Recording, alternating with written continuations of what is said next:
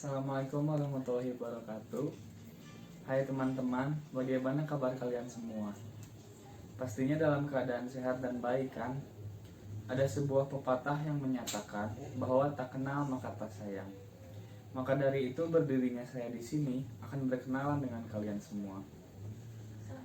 Pada kesempatan kali ini, saya akan berpidato mengenai pendidikan di Indonesia saat ini.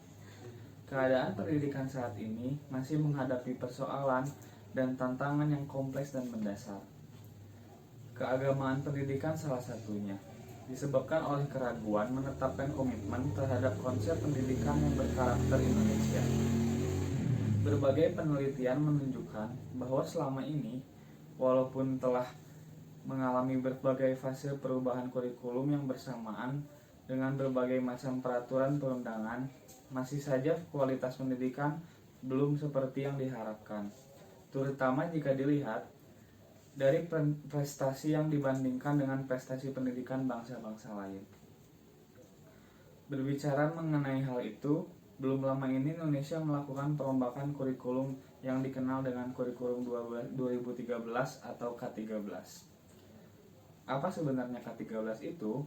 Kurikulum 2013 adalah kurikulum yang merupakan lanjutan pengembangan kurikulum berbasis kompetensi atau KBK yang telah dikembangkan pada tahun 2004 lalu, yang mencakup kompetensi sikap, pengetahuan, dan keterampilan secara terpadu.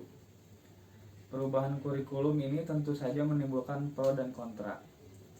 Beberapa di antaranya yaitu pendapat bahwa para guru di Indonesia masih belum siap menerapkan kurikulum baru tersebut. Distribusi buku dengan kurikulum baru juga mengalami kendala, dan yang paling merasakan dampak kurikulum baru ini tentu saja para siswa. Teknik belajar mereka diubah, tugas yang diberikan semakin banyak, dan kegiatan lain yang melelahkan siswa juga bertambah. Pendidikan di Indonesia ini memang sesuatu yang kompleks untuk dibicarakan, dan pada akhirnya menimbulkan banyak pertanyaan menggantung, seperti lantas apa yang dapat kita lakukan? Bagaimana jalan keluarnya? Dan masih banyak lagi. Namun pada akhirnya hal itu kembali pada pribadi masing-masing. Seperti yang sudah saya baca dalam berita mengenai pernyataan Menteri Pendidikan dan Kebudayaan menyatakan bahwa peningkatan mutu pendidikan didorong dari pelaku bukan dari aturan. Maka dari itu, mulai dari sekarang marilah kita melihat diri kita sendiri. Mari berusaha untuk memperbaiki perilaku, pandangan, dan pola pikir kita, sehingga kita bisa lebih menerima apa yang terjadi sekarang maupun yang akan datang. Dalam hal ini, mengenai pendidikan itu sendiri, jika hal itu telah dilaksanakan, meskipun tidak menyelesaikan permasalahan pendidikan seutuhnya, setidaknya kita menjadi pribadi yang lebih baik, dan pendidikan di Indonesia semakin lama terjalani dengan lebih baik pula. Hadirin yang saya hormati dan adik-adik tercinta, usia remaja merupakan usia yang berpengaruh terhadap perkembangan masa depan, di mana pada usia remaja ini kita harus hati-hati dalam memilih pendidikan dan khususnya pergaulan. Jangan sampai kita menyia-nyiakan remaja begitu saja tanpa kita gunakan untuk hal-hal bermanfaat seperti menyiapkan diri untuk masa depan yang lebih baik. Terdapat beberapa faktor yang bisa mempengaruhi remaja dalam pencapaian karakter ketika di usia dewasa. Faktor ini lebih banyak disebabkan oleh lingkungan. Oleh sebab itu, jika kita menginginkan hidup yang lebih baik untuk masa depan, maka gunakan waktu remaja dengan belajar dan melakukan hal-hal yang lebih bermanfaat untuk masa depan. Hadirin dan adik-adikku tercinta, dari sekian banyak hal bermanfaat ketika remaja, salah satunya yaitu dengan mengikuti kegiatan pendidikan karakter.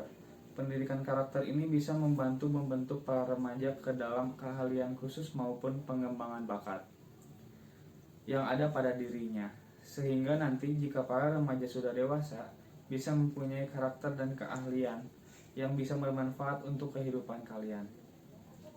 Selain itu, pendidikan karakter juga melahirkan nilai-nilai positif terhadap dan budi pekerti yang baik. Maka dari itu, marilah kita perjuangkan masa depan dengan memanfaatkan waktu.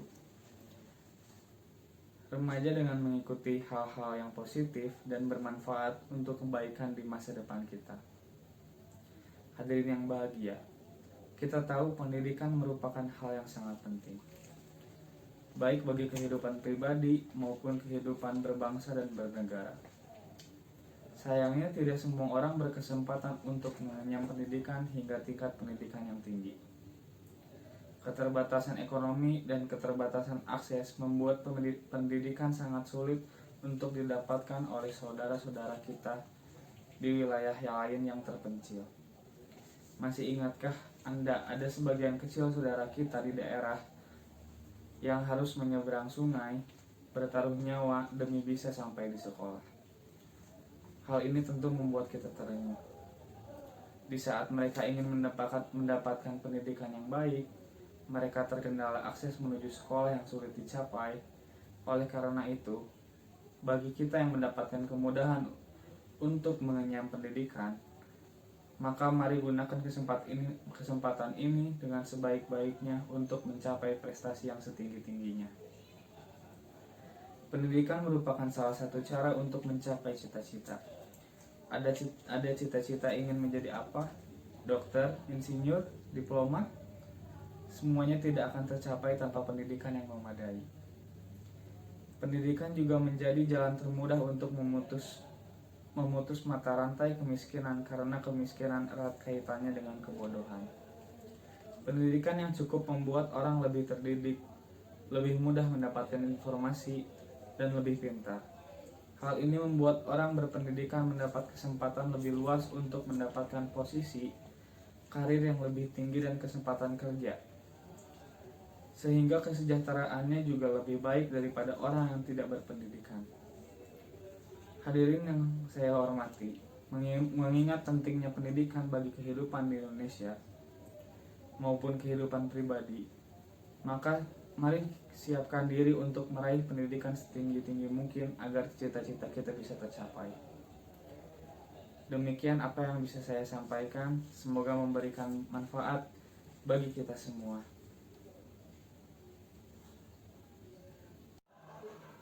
Terima kasih atas perhatiannya. Mohon maaf bila banyak salah kata.